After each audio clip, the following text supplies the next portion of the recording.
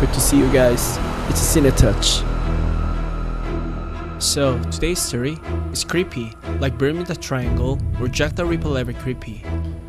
We're diving into Mungyeong Cross Case from 2011, where a quiet mountain town got flipped upside down. It all starts with a local reporter getting a tip from a buddy. Something weird was found on Dunduk Mountain, way out in the sticks. He bolts to the Mungyeong police station, his usual spot for crime scoops. But the cops, they are acting strange, begging for one more day to sort it out. Next day, the place is total madhouse. Cops from all over Korea swarming in. Can you guess what is happening? Let's dive in. This all kicks off May 1, 2011, in Mungyeong, about 3 hours from Seoul.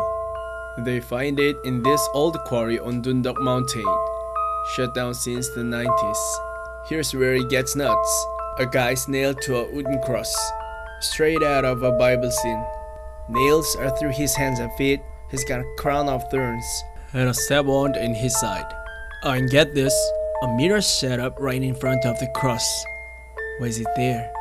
Maybe to reflect something? Cops find tools scattered around.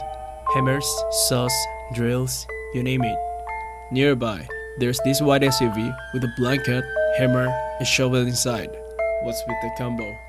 Then about 50 meters off, a tent got an electric drill and a saw.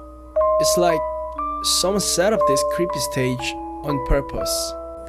So, this forensic doctor, a pro at weird death, hikes up the muddy mountain for an hour after the rain stopped, but the ground was soaked and tough to climb. Once he gets there and can't believe it, the whole scene's too perfect, like it's a stage for a movie. This is absolutely shocking. He figures out the guy was alive when nailed, but a rope around his throat is what killed him. But there's also that stab wound in his side. Didn't kill him though. Seriously, how do you handle the kind of pain? The more the cops dig, the crazier it gets. Like they are lost in a maze. They talk to the guy's contacts. Turns out he's Kim, a gentle dude who gave Paul's non-religious tunes. So we thought maybe he was into Buddhism. But hold on, family says Kim was actually super religious. So much he lived apart from them because of it.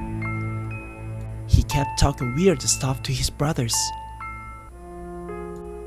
like resurrection, out-of-body experiences, Jesus' return, and eternal life. So, the lead investigator checks if Kim went to church. But you know what? Nobody around knew. He just studied Bible alone and talked about heaven a lot. Let's explain those bizarre actions of his. I got chills hearing this. First, the date. His death date's unknown, but cops says he went up the mountain after April 14, and the body was found May 1. So, he died sometime in between. Anyone catch what this time is? Yeah, it's Easter. April 24, 2011 was Easter that year. And just like the Bible, they found the 3 crosses at the scene. And do you remember that Kim buying the car and telling his brother to put a white cloth on the driver's seat? That's mimicking Bible too. A theology professor says Jesus went to Jerusalem before his crucifixion, riding a donkey nobody had ever ridden. Back then, donkeys were like cars today, so that's why Kim went to the factory to pick up his car himself. In Luke 19 verse 35, it says they brought it to Jesus, threw their cloaks on the colt, and put Jesus on it. That's why Kim had his brother to put the white cloth on the seat. He was copying Jesus. So did Kim think he was Jesus? If we thought he was Jesus, what was the final act in his meticulous script? In the Bible, Jesus rises 3 days after dying. Witnessed by Mary Magdalene, another Mary, and Salome. If Kim planned this whole script, wouldn't he have someone to witness his resurrection? So, is there anyone thinking of 3 people, like the 3 who saw Jesus' resurrections? Yeah, the 3 witnesses who saw his death at the quarry. But for me, I think that's just a coincidence, honestly. Still, doesn't that make you wonder if Ju, who knew Kim, might know something about the crime? I said Kim and Ju met through an online cafe, right? Turns out, that cafe was all about religion. This case was a huge deal in Korea's religious circles. A Christian news outlet dug into Ju, and they found something nobody knew. Ju was a former pastor.